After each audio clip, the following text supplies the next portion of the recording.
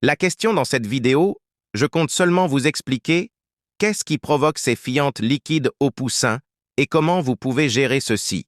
Bonjour tout le monde, j'espère sincèrement que vous allez bien. Dans cette vidéo, je compte vous montrer ou vous expliquer quelque chose qui arrive trop souvent dans l'élevage des poulets. Alors, pour votre information, ici devant vous, vous avez les poussins de 3 jours.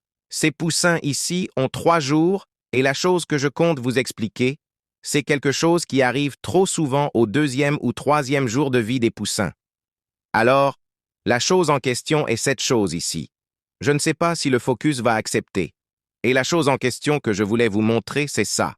Moi, je l'appelle la fiente liquide. Alors, la question de cette vidéo, calme-toi, calme-toi. La question de cette vidéo, je compte seulement vous expliquer qu'est-ce qui provoque cette fiente liquide aux poussins et comment vous pouvez gérer ceci.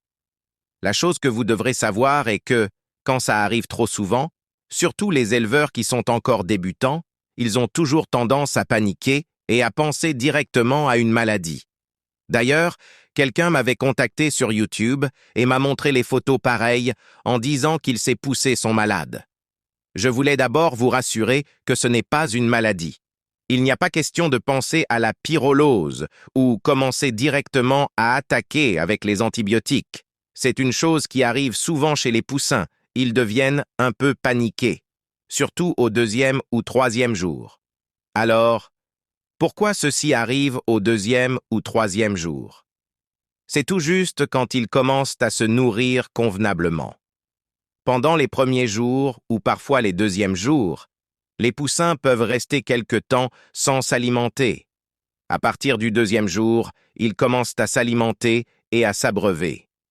Ceci peut arriver par manque d'adaptation aux aliments, première chose, et même aussi le stress du transport fait à ce que les poussins aient des fientes liquides. Ça n'a rien à voir avec une maladie. Alors, qu'est-ce que font les autres fermiers ou même moi quand je trouve ce problème ici? J'applique seulement de la cendre, les cendres de bois. J'ai ici les cendres de bois. Vous verrez après avoir calciné un morceau de bois. Et si vous utilisez de la braise ou du bois dans votre cuisine, alors ce sera très simple à voir. C'est ce que je vais appliquer ici. Je peux même vous montrer le reste de la bande. C'est presque les seuls poussins qui ont ce problème ici. Ceci arrive trop souvent car il y a certains poussins qui ont du mal à s'adapter directement avec l'alimentation. Certains peuvent être stressés avec les conditions de transport. C'est ce qui peut provoquer la fiente liquide. Alors, je vais directement appliquer les cendres pour vous montrer comment est-ce que je gère les problèmes. Je vais directement appliquer les cendres pour vous montrer comment est-ce que je gère les problèmes de fiente liquide et j'essaye aussi directement de nettoyer ici.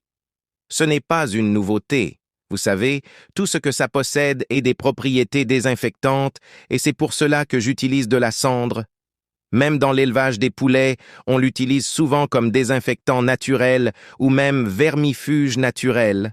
C'est un peu ça pour ce qui concerne ces fientes liquides qui arrivent trop souvent aux poussins pendant leur 2e ou 3e jour. Vous allez plusieurs fois constater ça dans votre élevage, alors il n'y a rien à paniquer. Alors, si vous avez aimé cette vidéo, n'oubliez pas de la liker, de la partager et si l'élevage des poulets vous intéresse, n'oubliez pas de vous abonner et d'activer la cloche de notification pour ne pas manquer notre prochaine vidéo.